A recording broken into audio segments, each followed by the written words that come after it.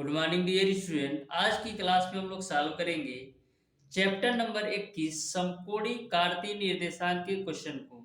Dear student, इस chapter को मैं आपको इस तरीके से पढ़ाने वाला हूँ कि आपके आईईआरटी एंट्रेंस एग्जाम में इस चैप्टर से कोई सा भी क्वेश्चन पूछ लिया जाए, मैक्सिमम आप 15 से 20 सेकंड के अंदर 100% एक्यूरेसी के साथ सॉल्व कर पाएंगे। एक बात मैं और आपको बता दूं डियर स्टूडेंट, प्रत्येक क्वेश्चन के सॉल्यूशन के साथ साथ मैं आपको फार्मूला के याद करने की ट्रिक भी बताऊंगा और कौन से फार्मूला पर कैसे क्वेश्चन बन सकते हैं, सारी चीजों के बारे में डिस्कस करूंगा। यदि आप डियर स्टूडेंट पूरा वीडियो अच्छी तरीके से देख लेते हैं तो समकोणी कार्तीय निर्देशांक के फार्मूला को अलग से रटने की जरूरत नहीं पड़ेगी। मैं आपको प्रत्येक क्वेश्चन में फार्मूला को बार बार रिपीट करता चलूंगा, तो यदि आप पूरा वीडियो अच्छी तरीके से देख लेते हैं तो अलग से आपको फार्मूला रटने की जरूरत नहीं पड़ेगी। तो प्रत्येक क्वेश्चन को आप ध्यान से समझिएगा। तो स्टार्ट करते हैं डियर स्टूडेंट, देखते हैं क्वेश्चन नंबर 1। तो क्वेश्चन नंबर 1 आपका इस प्रकार से है, बिंदुओं ए साइन थीटा कामा ए कास थीटा और ए कास थीटा कामा माइनस का ए साइन थीटा के बीच की दूरी क्या है, ये आपको बताना है। तो ध्यान से समझिएगा डियर स्टूडेंट, आपको दे रखा है, दो पॉइंट दे रखा है। एक आपका है ए साइन थीटा कामा का ए कास थीटा, और दूसरा निर्देशांक आपको दे रखा है ए कास थीटा कामा ए कास थीटा कामा माइनस का ए साइन थीटा। इनके बीच की दूरी आपको बताना है। तो आपको पता है कि जो दो बिंदुओं के बीच की दूरी का फार्मूला है, टी बराबर होता है रूट ओवर x2 माइनस का x1 का होल स्क्वायर प्लस का y2 माइनस y1 का होल स्क्वायर। ये दो बिंदुओं के बीच की दूरी का फार्मूला है root over x2 minus x1 का होल स्क्वायर प्लस का y2 माइनस y1 का होल स्क्वायर। डियर स्टूडेंट, इसमें a वाली वैल्यू आपका x1 y1 की मान होती है और a वाली वैल्यू आपका x2 y2 की वैल्यू होती है। तो सारी वैल्यू इसमें रख दीजिए। तो d बराबर डियर स्टूडेंट आपका क्या हो जाएगा, रूट ओवर x2 की वैल्यू कितना है, x2 की वैल्यू आपका है a cos थीटा, तो हो जाएगा आपका a cos थीटा माइनस का x1 की वैल्यू आपका है a sin थीटा, तो यहाँ पर आप रख दो a sin थीटा, स्क्वायर है तो स्क्वायर मैंने कर दिया, प्लस y2 की वैल्यू कितना है माइनस का a sin थीटा, तो माइनस का a sin थीटा और माइनस उसके बाद से y1 की वैल्यू कितना है a cos थीटा, तो a cos थीटा इसका स्क्वायर।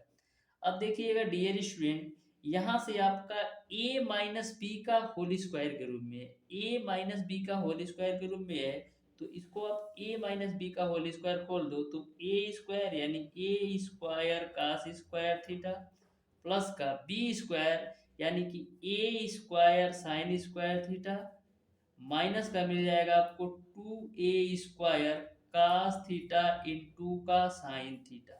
यहाँ तक आपको समझ में आया होगा। मैंने a माइनस बी के होल स्क्वायर को खोल दिया, A square plus B square minus का टू ए बी के रूप में। अब देखिएगा यहाँ पर भी माइनस है और यहाँ पर भी माइनस है, उसका स्क्वायर है, यानी यहाँ पर भी माइनस है और यहाँ पर भी माइनस है, उसका स्क्वायर है। तो हम करते क्या है, माइनस के स्क्वायर को हम कॉमन ले लेते हैं।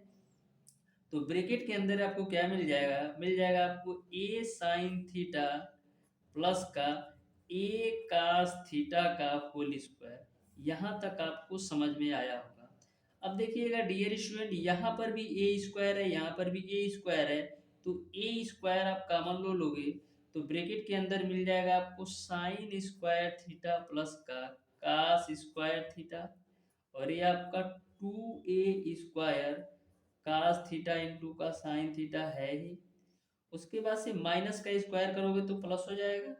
ये आपका a प्लस बी के होल स्क्वायर पर खोल दो तो हो जाएगा आपका A square sine square theta plus का A square cos square theta plus का टू ए स्क्वायर साइन थीटा इंटू का कास थीटा। अब बड़ा सा करड़ी है तो आप इस पे करड़ी लगा दो। अब देखना डियर स्टूडेंट, प्लस का टू ए square sine theta cos theta से माइनस का 2a² cos theta sin theta cancel हो जाएगा।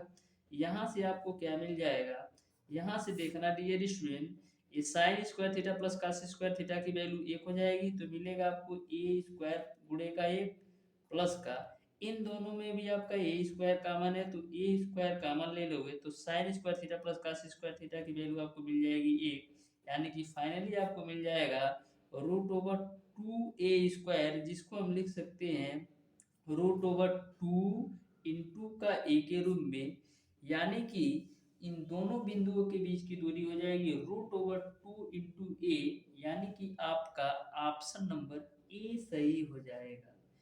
बिल्कुल सिंपल और आसान सा क्वेश्चन था। अब देखते हैं डियर स्टूडेंट क्वेश्चन नंबर 2। तो क्वेश्चन नंबर 2 को आप ध्यान से समझिएगा, बिल्कुल सिंपल तरीके से मैं आपको बताने वाला हूँ। तो देखिएगा बोला गया है, यदि बिंदु x, 0, 0, y और 1, 1 समरेखी हो तो कौन सा ऑप्शन सही होगा, ये आपको बताना है। तो आपको दे रखा है x, 0 और आपको दे रखा है 0, y और आपको दे रखा है 1, 1। यदि यह तीनों बिंदु आपस में समरेखी हो तो कौन सा ऑप्शन सही होगा, ये आपको बताना है।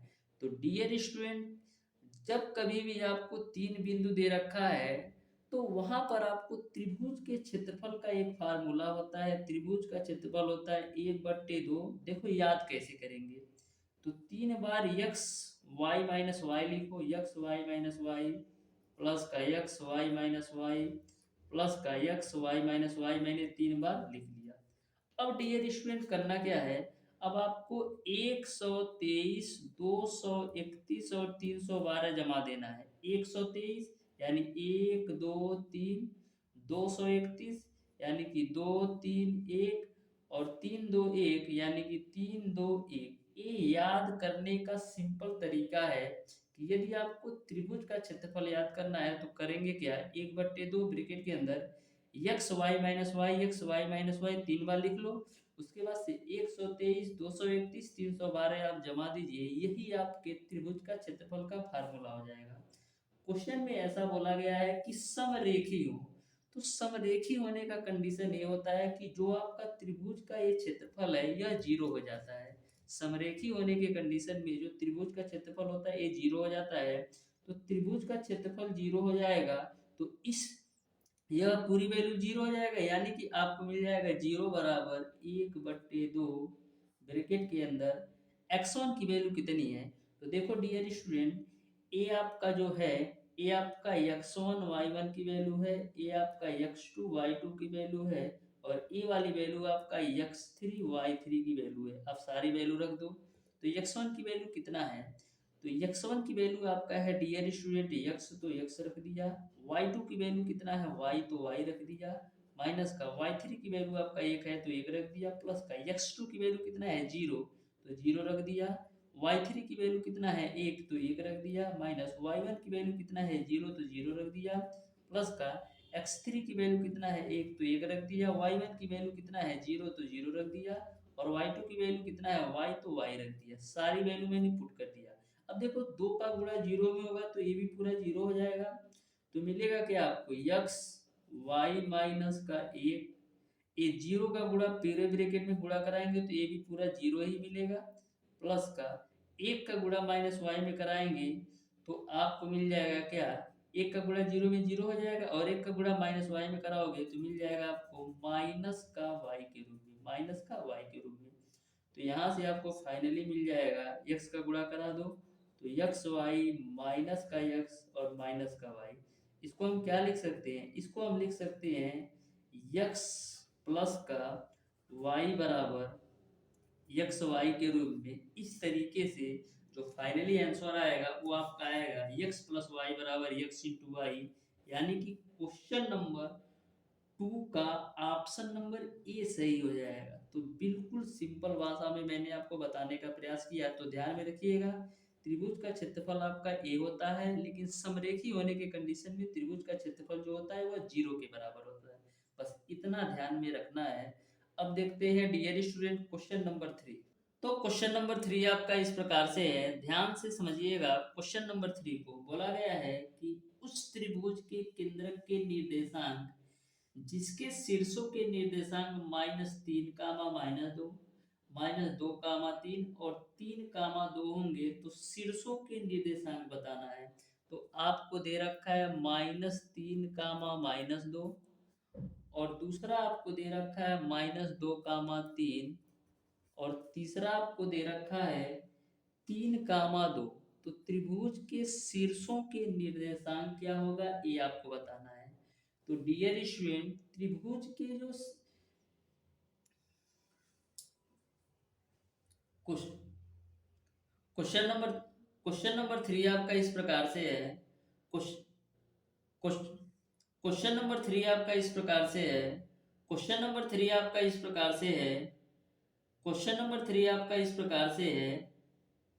क्वेश्चन नंबर 3 आपका इस प्रकार से है। उस त्रिभुज के केंद्रक के निर्देशांक जिसके शीर्षों के निर्देशांक दे रखा है -3 कामा -2 -2 कामा 3 और 3 कामा 2।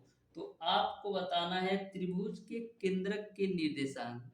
डियर स्टूडेंट, त्रिभुज के केंद्रक के निर्देशांक का फार्मूला है x बराबर x1 प्लस का x2 प्लस का x3 डिवाइडेड बाई 3 और y बराबर आपका होता है y1 प्लस का y2 प्लस का y3 डिवाइडेड बाई 3। यह त्रिभुज के केंद्रक के निर्देशांक का फार्मूला है। x बराबर x1 plus x2 plus x3 divided by 3, y बराबर y1 plus y2 plus y3 divided by 3। अब डियर स्टूडेंट, जो ए आपका -3 कामा -2 है x1 y1 की वैल्यू है और -2 कामा 3 ए आपका x2 y2 की वैल्यू है और 3 कामा 2 आपका x3 y3 की वैल्यू है। अब सारी वैल्यू रख दो तो यहाँ से x बराबर क्या आ जाएगा, x1 की वैल्यू कितना है -3 तो -3 प्लस का x2 की वैल्यू कितना है -2 तो -2 रख दिया, x3 की वैल्यू कितना है 3 तो 3 रख दिया डिवाइडेड बाई 3 कर लो। y की वैल्यू क्या आएगी, y1 की वैल्यू कितना है -2 तो -2 रख दिया प्लस का y2 की वैल्यू आपका 3 है प्लस का y3 की वैल्यू आपका 2 है डिवाइडेड बाई 3 है तो 3 कर लो। तो देखना यहाँ से +3 -3 कैंसिल तो x बराबर आपको मिल जाएगा -2/3। y बराबर क्या आएगा +2 -2 कैंसिल तो 3/3 यानी 1 मिल जाएगा। इस तरीके से त्रिभुज के केंद्रक के निर्देशांक -2 कामा 3 और 1 हो जाएगा। यानी कि क्वेश्चन नंबर 3 का आपका ऑप्शन नंबर बी सही हो जाएगा। तो आप देख सकते हैं यदि आपको बेसिक फार्मूला अच्छी तरीके से पता है तो किसी भी क्वेश्चन को सॉल्व करने में मैक्सिमम 10 से 15 सेकंड लगना है। अब देखते हैं डियर स्टूडेंट क्वेश्चन नंबर 4। तो ध्यान से समझना क्वेश्चन नंबर 4 को। बोला है एक त्रिभुज के शीर्ष 4 कामा 6 2 कामा -2 और 0 कामा 2 में इसके केंद्रक के निर्देशांक होंगे। तो जैसे आपने क्वेश्चन नंबर 3 सॉल्व किया same to same question number 4 को भी सॉल्व करना है सेम फार्मूला पर। तो आपको शीर्ष दे रखा है 4 कामा 6 और दे रखा है 2 कामा -2 2 कामा -2 और आपको दे रखा है 0 कामा 2। तो आपको त्रिभुज के केंद्रक के निर्देशांक क्या होंगे ये आपको बताना है। तो मैंने आपको बताया था कि त्रिभुज के केंद्रक के निर्देशांक का फार्मूला x बराबर x1 plus x2 plus x3 divided by 3 और y बराबर आपका क्या होता है y1 प्लस का y2 प्लस का y3 डिवाइडेड बाई 3 के रूप में। अब सारी वैल्यू रख दो तो यहाँ पर ए डियर स्टूडेंट आपका x1 y1 हो गया, ये आपका x2 y2 हो गया, ये आपका x3 y3 हो गया। अब सारी वैल्यू आप रख दीजिए तो x1 की वैल्यू कितना है 4 प्लस का x2 की वैल्यू कितना है 2 प्लस का x3 की वैल्यू कितना है 0 डिवाइडेड बाई 3 और y की वैल्यू तो y1 की वैल्यू कितना है 6 प्लस का y2 की वैल्यू कितना है -2 तो ये आपका हो जाएगा -2 y3 की वैल्यू क्या है +2 डिवाइडेड बाई ये आपका 3 ये कैंसिल हो जाएगा। तो यहाँ से x की वैल्यू कितना आ जाएगा 4 2 6/3 2 हो जाएगा। y की वैल्यू क्या आ जाएगा 6/3 यानी 2। यानी कि त्रिभुज के केंद्रक के निर्देशांक क्या आ जाएंगे 2 कामा 2। इस तरीके से क्वेश्चन नंबर 4 का ऑप्शन नंबर डी सही हो जाएगा। अब देखते हैं डियर स्टूडेंट क्वेश्चन नंबर 5।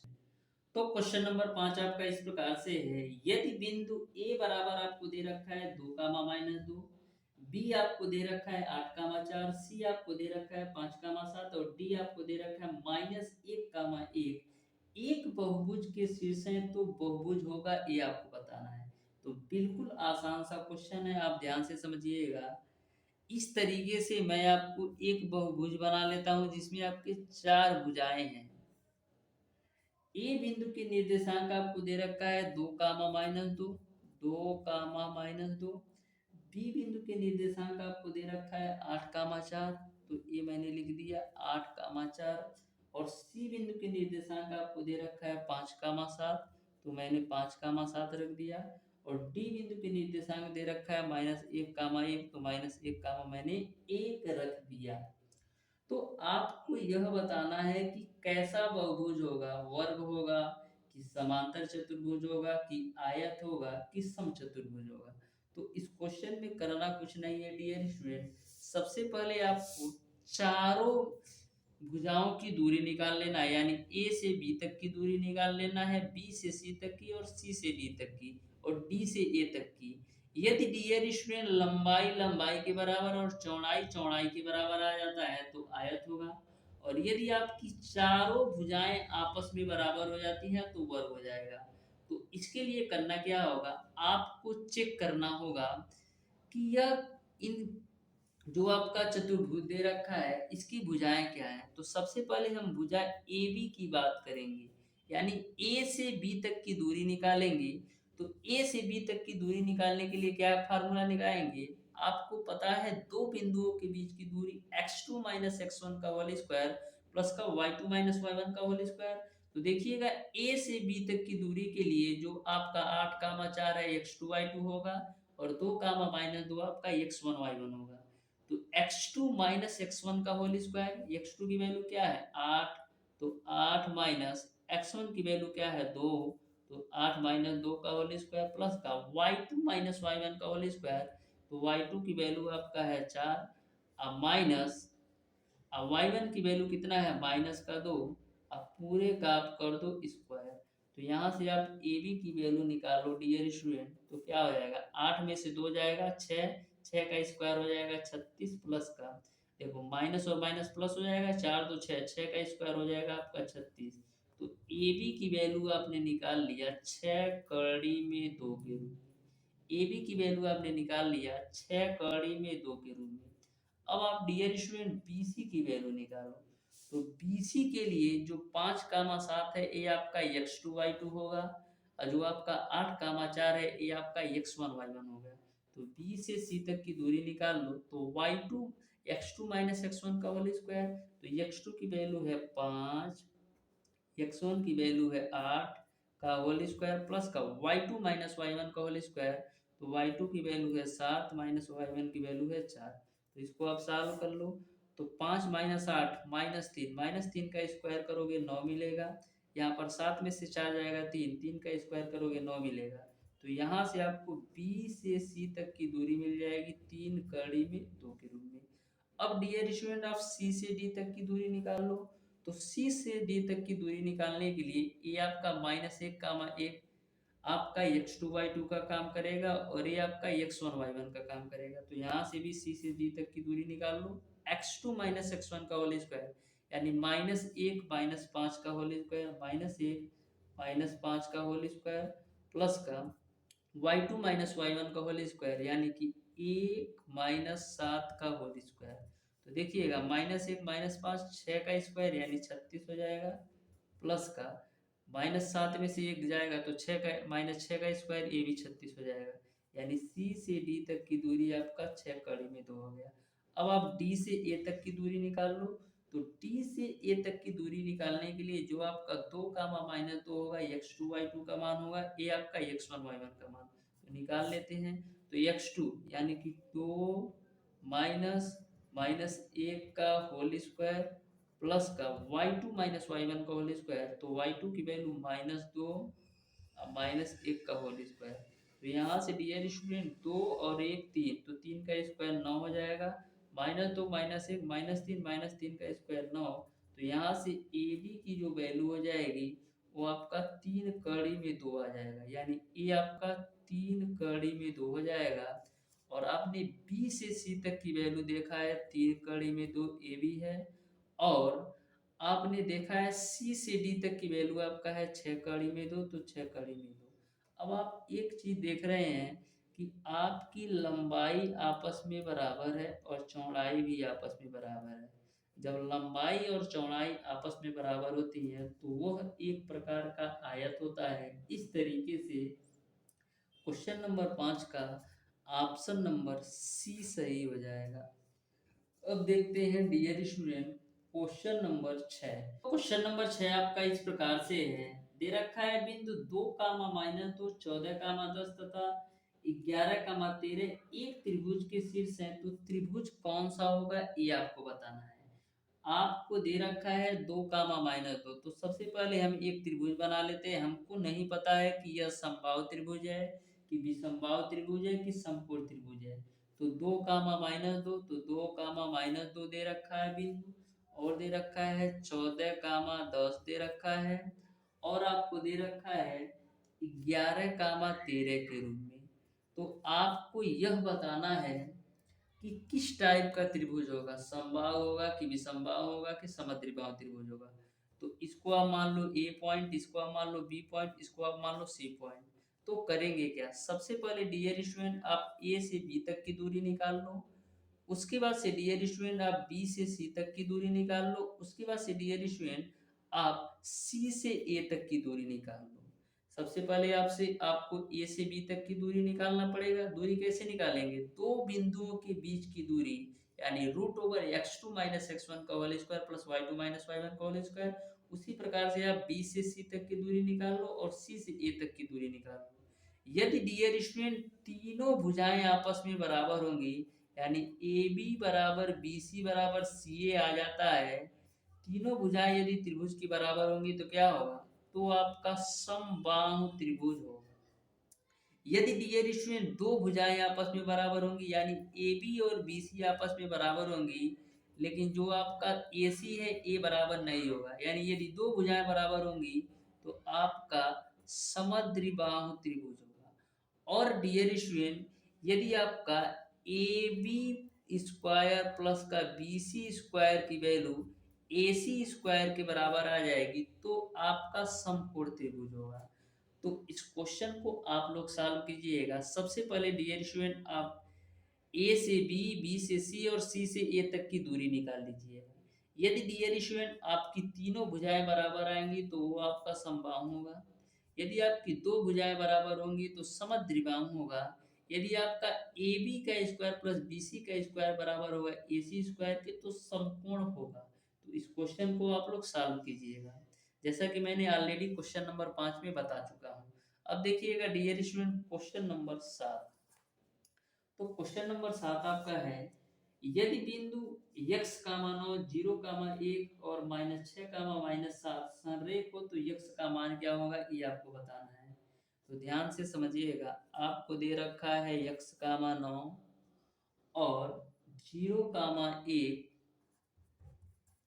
और आपको दे रखा है -6 कामा 7। ये तीनों बिंदु यदि आपस में संरेख हैं तो x का मान बताना है। तो संरेख होने का मैंने क्या कंडीशन बताया था, संरेख होने के कंडीशन में त्रिभुज का क्षेत्रफल 0 होता है, तो त्रिभुज का क्षेत्रफल 0 हो जाएगा, बराबर आपका हो जाएगा x y माइनस वाई 3 बार लिख लो, x y minus y plus का x y माइनस वाई मैंने 3 बार लिख लिया। अब करना क्या होता है, 123 231 312 जमा दो, तो 123 231 और 312 मैंने जमा दिया। ये आपका त्रिभुज का क्षेत्रफल का फार्मूला है, लेकिन संरेख बोला था तो त्रिभुज का क्षेत्रफल जो होगा वो आपका 0 होगा, जैसा कि ऑलरेडी मैंने क्वेश्चन नंबर 2 में बता रखा है। अब सारी वैल्यू रख दीजिए। तो इसमें डियर स्टूडेंट ये आपका x1 y1 का वैल्यू है, ये आपका x2 y2 की वैल्यू है, और ये आपका x3 y3 की वैल्यू है। तो सारी वैल्यू रख दीजिए। तो यहाँ से डियर स्टूडेंट x1 की वैल्यू क्या है x, तो x रख दिया, y2 की वैल्यू 1 है तो 1 रख दिया, y3 की वैल्यू कितना है 7 है तो 7 रख दिया, प्लस का x2 की वैल्यू 0 है तो 0 रख दिया, y3 की वैल्यू कितना है 7 है तो 7 रख दिया, y1 की वैल्यू कितना है 9 है तो 9 रख दिया, प्लस का x3 की वैल्यू कितना है माइनस का 6, तो x3 की वैल्यू माइनस का 6 रख दिया, y1 की वैल्यू 9 है, माइनस का y2 की वैल्यू 1 है, सारी वैल्यू रख दिया। अब यहाँ पर डियर स्टूडेंट -7 में से 1 घटाएंगे तो -6, अब -6 गुणे x करोगे तो -6x हो जाएगा। उसके बाद से जीरो का इसमें गुणा करोगे तो पूरा जीरो हो जाएगा, माइनस का 6 गुणे 9 में से 1 जाएगा, कितना बचेगा 8, तो यहाँ से आपको मिल जाएगा -6x माइनस का 48, माइनस का 6x और माइनस का 48। यहाँ पर आप एक चीज देखिएगा, -6 का -7 दे रखा है, -6 का -7 दे रखा है, तो यहाँ से आपका ये प्लस हो जाएगा, क्योंकि y2 माइनस y3 है तो y2 की वैल्यू तो 1 रख दिया, एक आपका फार्मूला से माइनस और ये माइनस होकर के प्लस हो जाएगा, तो ये आपका प्लस का 7 हो जाएगा। यहाँ पर भी अगर यदि आप -7 रखेंगे तो ये तो जीरो है, इसका कोई वैल्यू नहीं है, तो यहाँ पर आपका क्या हो जाएगा 7 1 8, 8 का गुणा x में करोगे तो ये आपका 8x हो जाएगा, इसको आप सही कर लो, 7 1 8, 8 का गुणा x में करोगे तो 8x हो जाएगा, तो ये आपका 8x हो जाएगा, -48 बराबर 0, तो 8x बराबर हो जाएगा 48, तो x की वैल्यू कितना मिल जाएगी 6। इस तरीके से क्वेश्चन नंबर 7 का जो आंसर होगा वो आपका ऑप्शन नंबर सी सही हो जाएगा। अब देखते हैं dear student question number 8, question number 8, तो सेम कॉन्सेप्ट पर क्वेश्चन नंबर 8 भी है, ध्यान से समझिएगा। आपको त्रिभुज का क्षेत्रफल बताना है, आपको दे रखा है निर्देशांक 0, 0, 4, 0, 0, 0 दे रखा है, 4, 0 दे रखा है, और आपको दे रखा है 0, 6। तो त्रिभुज का क्षेत्रफल आपको बताना है, तो त्रिभुज के क्षेत्रफल का फार्मूला क्या है, पहले क्या करना है x y माइनस वाई 3 बार लिख लेना है, y माइनस वाई प्लस का x, y minus y plus का x, y माइनस वाई। अब 123, 231, 312 जमा दो तो 123, 231 और 312 आप जमा दो, अब सारी वैल्यू रख दो, तो यहाँ से आपका क्या हो जाएगा 1/2, x1 की वैल्यू क्या है 0, तो यहाँ से 0, y2 की वैल्यू क्या है, देखिए x1 की वैल्यू 0 है तो ये तो आपका पूरा ब्रैकेट 0 हो जाएगा, इसको लिखना जरूरत नहीं है। x2 की वैल्यू क्या है 4, तो 4 रख दिया, y3 की वैल्यू क्या है, y3 की वैल्यू आपका 6 है तो 6 रख दिया, और y1 की वैल्यू 0 है तो 0 रख दिया, x3 की वैल्यू क्या है 0, x3 की वैल्यू यहाँ 0 रखोगे तो ये तो आपका पूरा 0 हो जाएगा, तो यहाँ से आपको क्या मिलेगा, यहाँ से आपको मिलेगा 1/2 गुणे 4 छक 24, 2 से काट दो तो 12 बार में, तो आंसर कितना आ जाएगा 12 इकाई। इस तरीके से क्वेश्चन नंबर 8 का ऑप्शन नंबर बी सही हो जाएगा। अब देखते हैं डियर स्टूडेंट क्वेश्चन नंबर 9, तो क्वेश्चन नंबर 9 को आप ध्यान से समझिएगा। बोला गया है एक त्रिभुज के दो शीर्ष 3, 5 और -4, 6 हैं, यदि त्रिभुज का केंद्रक आपका 4, 3 हो तो त्रिभुज का तीसरा शीर्ष क्या होगा, ये आपको बताना है। तो बिल्कुल आसान सा क्वेश्चन है, आप ध्यान से समझना डियर। बोला है 3, 5 -4, 6, 3, 5 और -4, 6, त्रिभुज का केंद्रक दे रखा है आपको 4, 3, त्रिभुज का केंद्रक क्या होता है x, y, इसकी वैल्यू दे रखा है 4, 3, तो आपको बताना है तीसरा शीर्ष क्या है, तो पहला शीर्ष x1 y1, x2 y2 दूसरा शीर्ष, तीसरा शीर्ष मैं मान लेता हूँ x3 y3 है, तो देखना ये आपका x1 y1 की वैल्यू हो गया, ये आपका x2 y2 की वैल्यू हो गया। तो त्रिभुज के केंद्रक का फार्मूला क्या है, त्रिभुज के केंद्रक का फार्मूला है x बराबर x1 प्लस का x2 प्लस का x3 डिवाइडेड बाई 3, और y बराबर आपका होता है y1 प्लस का y2 प्लस का y3 डिवाइडेड बाई 3। अब सारी वैल्यू रख दो, तो x का मान कितना है 4, तो 4 रख दिया, x1 की वैल्यू कितना है, x1 की वैल्यू -3 प्लस का x2 की वैल्यू कितना है -4, x3 की वैल्यू नहीं पता है तो x3 रखो, डिवाइडेड बाई 3 ही हो जाएगा। y बराबर, सॉरी y की वैल्यू आपको पता है 3 है तो यहाँ पर 3 रख दो।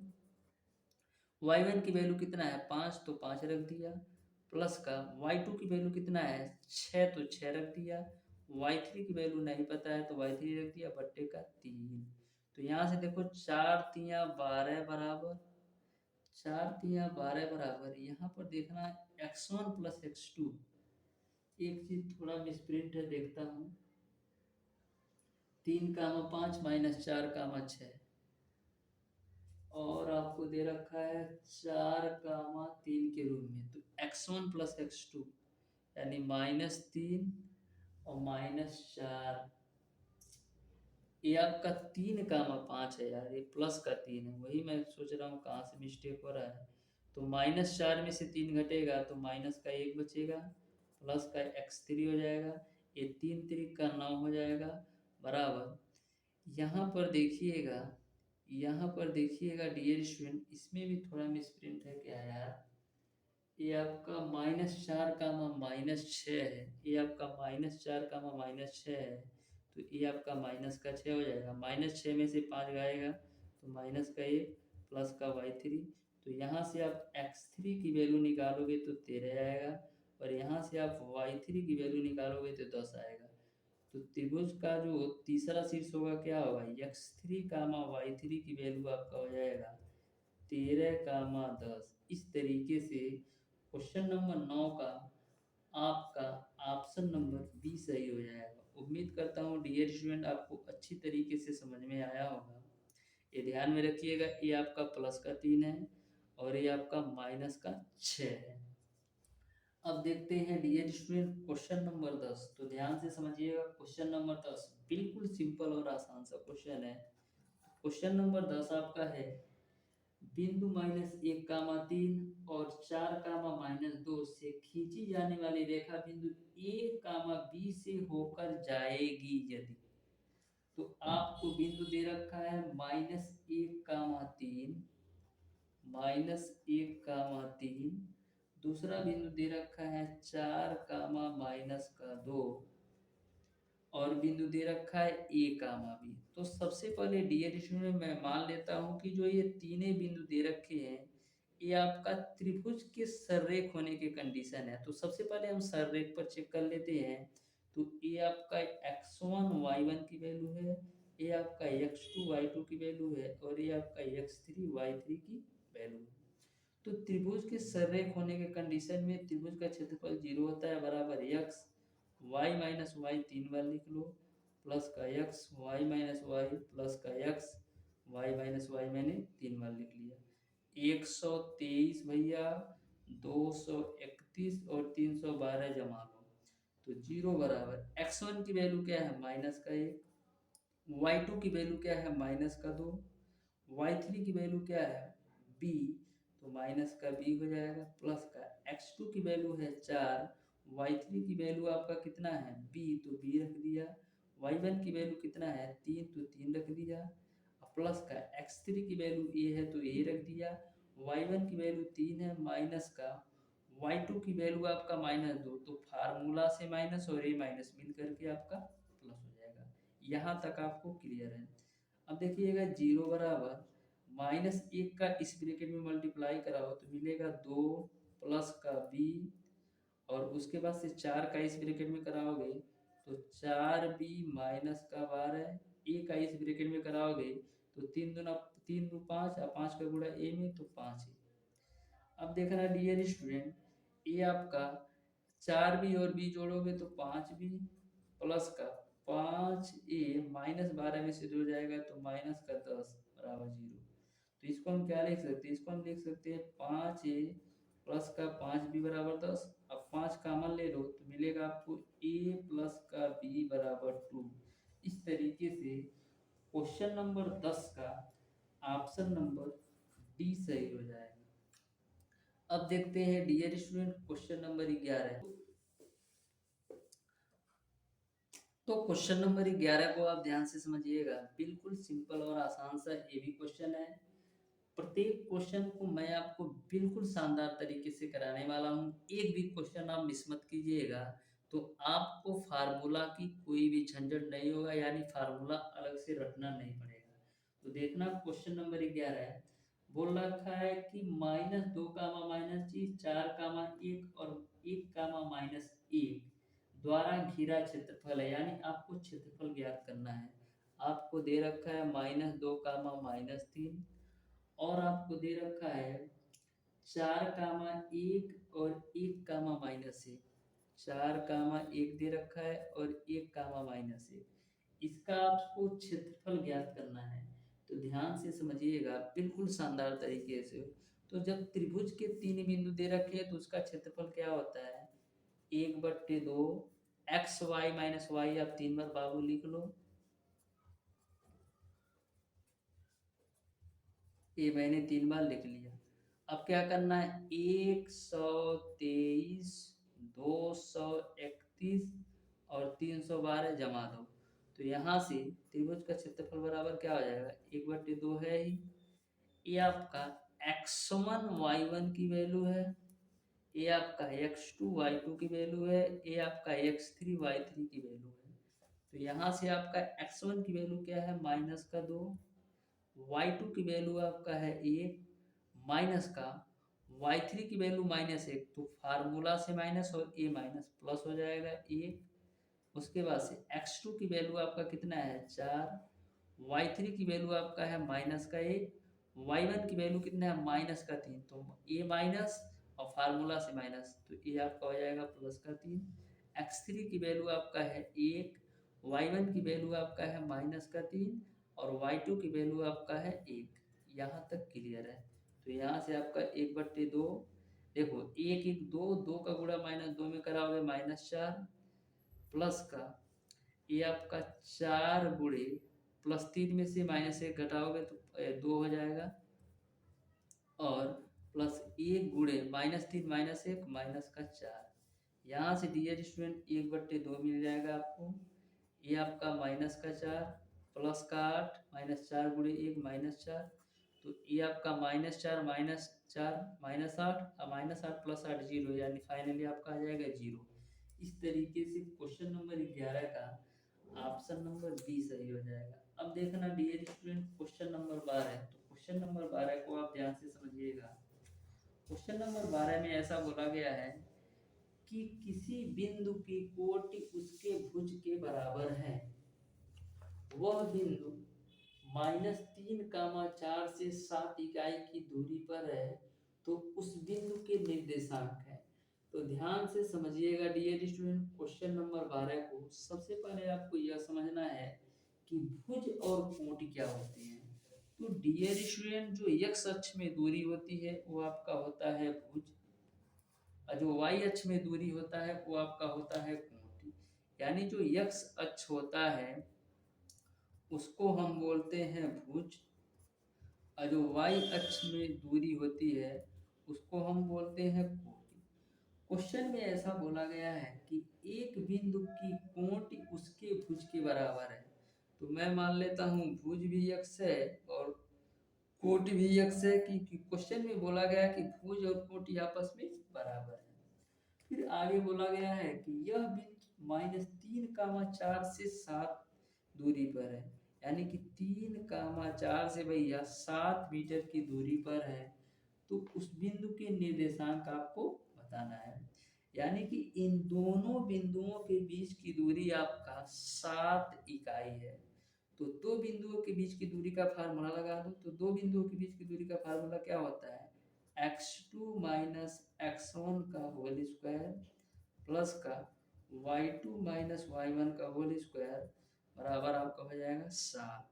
तो ये आपका x2 y2 की वैल्यू है और ये आपका x1 y1 की वैल्यू है। तो x2 की वैल्यू क्या है 3 माइनस x1 की वैल्यू क्या है x, इसका स्क्वायर हो जाएगा प्लस का y2 की वैल्यू क्या है 4 माइनस y1 की वैल्यू है x, इसका स्क्वायर कड़ी है तो कड़ी लगा दो बराबर हो जाएगा 7। यहाँ से देखो दोनों पक्षों का हम वर्ग कर देते हैं तो मिल जाएगा आपको 3 माइनस एक्स का होल स्क्वायर प्लस का 4 माइनस एक्स का होल स्क्वायर बराबर आपको हो जाएगा 49। ठीक है। अब देखो a माइनस बी का होल स्क्वायर यहाँ पर भी खोलो और यहाँ पर भी खोलो, ए माइनस बी का होल स्क्वायर खोलोगे तो 9 प्लस एक्स स्क्वायर और माइनस का 6x मिलेगा, और यहाँ पर ए माइनस बी का होल स्क्वायर करोगे तो 16 प्लस एक्स स्क्वायर माइनस का 8x बराबर 49 हो जाएगा। अब देखना डियर स्टूडेंट, एक्स स्क्वायर जोड़ोगे तो 2x स्क्वायर, अब minus 6x minus 8x minus का 14x प्लस का 16 9 जोड़ोगे तो 25 हो जाएगा बराबर 49। तो यहाँ से आपका 2x स्क्वायर माइनस का 14x, इस 49 में से 25 घटाओगे तो कितना मिलेगा, 24 हो जाएगा। तो यहाँ से आपका 2 कॉमन ले लो तो मिलेगा आपको एक्स स्क्वायर माइनस का 7x बराबर 12। तो यहाँ से dear student x square minus 7x बराबर 12 का हम क्या लिख सकते हैं, x square minus 7x minus का 12 बराबर 0। एक चीज़ यहाँ पर आप देखिएगा, तो ये आपका माइनस का 12 बराबर 0, x square minus 7x minus 12 बराबर 0। तो यहाँ से आप सॉल्व कीजिएगा तो x माइनस का 4 मिलेगा और x प्लस का 3 मिलेगा। तो आपको माइनस वाली वैल्यू लेना नहीं है क्योंकि यहाँ पर x की वैल्यू माइनस में आएगी और यहाँ पर वैल्यू आपकी प्लस की आएगी, यानी x बराबर यहाँ से 4 मिलेगा और x बराबर यहाँ से माइनस का 3 मिलेगा। तो या तो आपके निर्देशांक 4 कामा 4 हो सकते हैं, या तो आपका माइनस का 3 कामा माइनस का 3। ऐसा मैं इसलिए बोल रहा हूँ क्योंकि क्वेश्चन में ऑलरेडी बोला गया था कि भुज और कोटि बराबर है, तो आपके जो निर्देशांक होंगे या तो 4 कामा 4 या तो माइनस 3 कामा 3 होंगे, यानी कि क्वेश्चन नंबर 12 का ऑप्शन नंबर डी सही हो जाएगा, ऑप्शन नंबर डी सही हो जाएगा। अब देखना डियर स्टूडेंट क्वेश्चन नंबर 13। तो क्वेश्चन नंबर 13 को भी आप ध्यान से समझिएगा, बिल्कुल सिंपल और आसान सा क्वेश्चन है। बोला है बिंदु 1 कामा 5 2 कामा 4 तथा माइनस 2 कामा 6 से निर्मित त्रिभुज का परिकेंद्र है। तो ध्यान से समझना, परिकेंद्र आपसे पूछा जा रहा है क्वेश्चन नंबर 13 में, तो ध्यान से समझिएगा क्वेश्चन नंबर 13 को। तो इस तरीके से सबसे पहले डियर स्टूडेंट मैं आपका एक त्रिभुज बना ली, ठीक है। इसके त्रिभुज के केंद्र दे रखा है 1 कामा 5 2 कामा 4, 1 कामा 5 2 कामा 4, और तीसरा जो बिंदु दे रखा है वो आपको दे रखा है -2 कामा 6, -2 कामा 6। तो आपको परिकेंद्र बताना है, इसको आप ए मान लो, इसको आप बी मान लो और इसको आप सी मान लो। तो डियर स्टूडेंट परिकेंद्र होता क्या है, तो परिकेंद्र हमको पता नहीं है, मैं मान लेता हूं कि इस O पॉइंट पर परिकेंद्र होगा त्रिभुज का। तो डियर स्टूडेंट परिकेंद्र एक ऐसा बिंदु होता है जो तीनों शीर्षों से समान दूरी पर होता है। परिकेंद्र एक ऐसा बिंदु होता है त्रिभुज का जो तीनों शीर्षों से समान दूरी होता है, यानी O से C तक की दूरी, O से A तक की दूरी, O से B तक की दूरी बराबर होना चाहिए, ये आपका परिकेंद्र होता है। तो परिकेंद्र O का मैं मान लेता हूँ कि जो केंद्र है वो आपका x और y है। तो परिकेंद्र आपका x कामा y मैंने मान लिया। तो परिकेंद्र का कंडीशन क्या है कि तीनों शीर्षों से समान दूरी पर होगा, यानी कि जो OA की वैल्यू होगी OB के बराबर आपका OC की, यानी कि तीनों जो त्रिभुज का परिकेंद्र होगा वह OA बराबर OB बराबर OC का कंडीशन है, यानी कि तीनों शीर्षों से समान दूरी पर जो केंद्र होता है वो आपका परिकेंद्र होता है। यहाँ से डियर स्टूडेंट देखिएगा ध्यान से कैसे सॉल्व करेंगे। तो सबसे पहले हम कर लेते हैं कि जो OA की वैल्यू आपकी है वो आपका OB के बराबर है, यानी कि जो OA की वैल्यू है OB के बराबर कर लेते हैं, और दूसरे कंडीशन में हम करेंगे क्या, OB की वैल्यू को OC के बराबर कर लेंगे। तो OA की वैल्यू क्या आएगी, O से A तक की दूरी।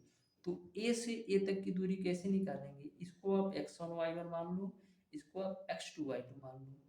तो OA बराबर OB को हम इस तरीके से भी तो लिख सकते हैं, OA का स्क्वायर बराबर OB का स्क्वायर, मैंने दोनों पक्षों का वर्ग कर दिया। तो O से A तक की दूरी निकाल लो। तो क्या करेंगे, x2 माइनस x1 का होल स्क्वायर प्लस का y2 माइनस y1 का होल स्क्वायर। तो ये आपका x2 की वैल्यू है x माइनस का x1 की वैल्यू है 1 का होल स्क्वायर प्लस का y2 की वैल्यू है y माइनस का y1 का होल स्क्वायर, यानी 5 का होल स्क्वायर। अब OB का मान कैसे निकालोगे? तो OB का मान निकालने के लिए क्या करना पड़ेगा? इसको आप मान लो x2/2 और इसको मान लो आप x1/1। तो x2 माइनस x1 का होल स्क्वायर यानी x माइनस 2 का होल स्क्वायर प्लस का y माइनस 4 का होल स्क्वायर। यहाँ तक आपको समझ में आया होगा। मैंने ओ ए स्क्वायर बराबर ओ बी कर दिया, तो ओ से ए तक की दूरी आपका ए हो जाएगी और ओ से बी तक की दूरी आपका ए हो जाएगी। अब हल कर लो, तो ए माइनस बी का होल स्क्वायर करोगे तो एक्स स्क्वायर प्लस एक माइनस का 2x। यहाँ पर भी खोल लो ए माइनस बी के होल स्क्वायर पर, तो वाई स्क्वायर प्लस का 25 माइनस का 10y बराबर, यहाँ पर खोलोगे तो एक्स स्क्वायर प्लस का 4x, सॉरी प्लस का 4 होगा, अब माइनस का 4x प्लस का वाई स्क्वायर प्लस का 16 माइनस का 8y आ जाएगा। X square y square x square y square cancel, तो देखना लेफ्ट साइड में मिलेगा माइनस का 2x माइनस का 10y प्लस 25 और ये कितना हो जाएगा 26 बराबर, यहाँ पर देखिएगा, यहाँ पर आपका क्या आ जाएगा माइनस का 4x माइनस का 8y अब प्लस का 16। यहाँ तक क्लियर है। अब x वाली वैल्यू और y वाली वैल्यू को एक तरफ कर लो, तो -2x और ये आपका माइनस का 4x लेफ्ट साइड आएगा तो मिलेगा आपको 2x। ये आपका माइनस का 10y लेफ्ट साइड है, ये आपका -8y जब लेफ्ट साइड आएगा तो माइनस का 2y मिलेगा। अब प्लस 26 में से ये 16 घटा दोगे तो आपको मिल जाएगा प्लस का 10 बराबर 0। इसको हम लिख सकते हैं x माइनस वाई प्लस का 5 बराबर 0। इसको हम मान लो समीकरण है।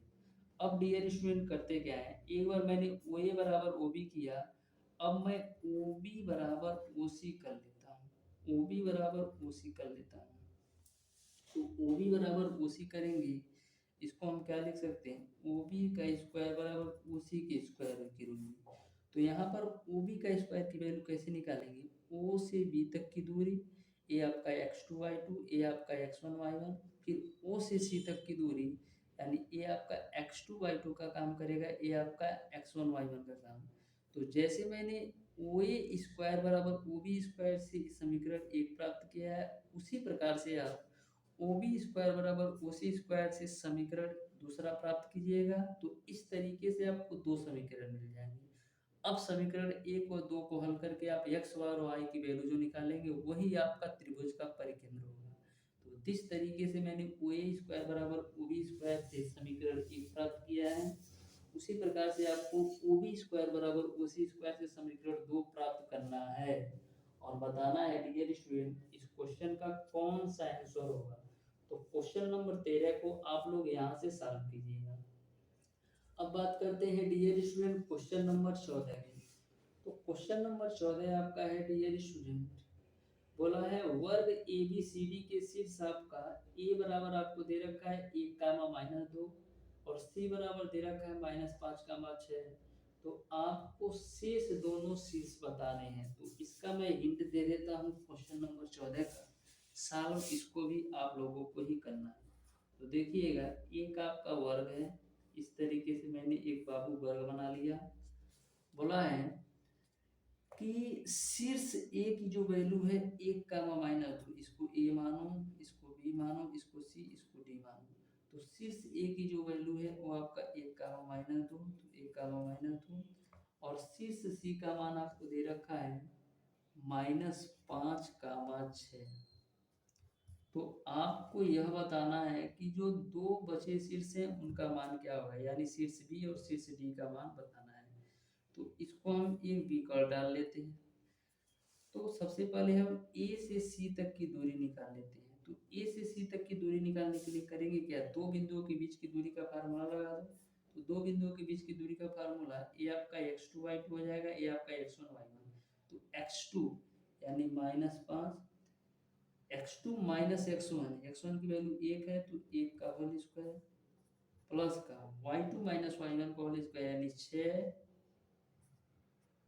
और फार्मूला से माइनस और ये माइनस आपका प्लस हो जाएगा, प्लस का 2 का होल स्क्वायर तो यहाँ से डियर स्टूडेंट आपका क्या हो जाएगा, -5 - 1 6 का स्क्वायर 36 हो जाएगा, प्लस का 8 हटाएं 64 हो जाएगा, यानी आपको मिल जाएगा 10। यानी ए से सी तक की दूरी जो है वो आपका 10 है। यानी कि जो वर्ग का विकर्ण है वो आपका 10 है। तो वर्ग के विकर्ण का फार्मूला क्या है, वर्ग के विकर्ण का फार्मूला एक कड़ी में दो, एक कड़ी में दो की वैल्यू आपका 10 आ गया। तो यहाँ से ए की वैल्यू निकालोगे तो 5 कड़ी में दो, यानी जो वर्ग की प्रत्येक भुजा है वो आपने निकाल लिया 5 कड़ी में दो। तो ए भी आपका 5 कड़ी में दो और ए भी आपका 5 कड़ी में दो और ए भी आपका 5 कड़ी में दो आ जाएगा। यहाँ तक तो मैंने आपको क्लियर करा दिया। अब तो आप सॉल्व कर सकते हो। बी को आप मान लो डियर स्टूडेंट की x2y2 है और डी को मान लो आप x3y3 है। तो यहाँ से आप इसको भी सॉल्व कीजिएगा और बताइएगा कौन सा ऑप्शन सही होगा। अब बात करते हैं डियर स्टूडेंट क्वेश्चन नंबर 15 का। तो क्वेश्चन नंबर 15 आपका इस प्रकार से है, बिंदु 0,5 5,0 तथा 2,2 बनाते हैं। तो जिस तरीके से आपने क्वेश्चन नंबर 6 को सॉल्व किया, same to same question number 15 को भी सॉल्व कीजिएगा। तो आज थोड़ा ज़्यादा होमवर्क है, तो प्रत्येक क्वेश्चन का सॉल्यूशन आपको जरूर करना है। तो प्यारे दोस्तों, आज की क्लास को यहीं तक रखते हैं। यदि वीडियो पसंद आया तो वीडियो को लाइक और चैनल को सब्सक्राइब जरूर कर लेना।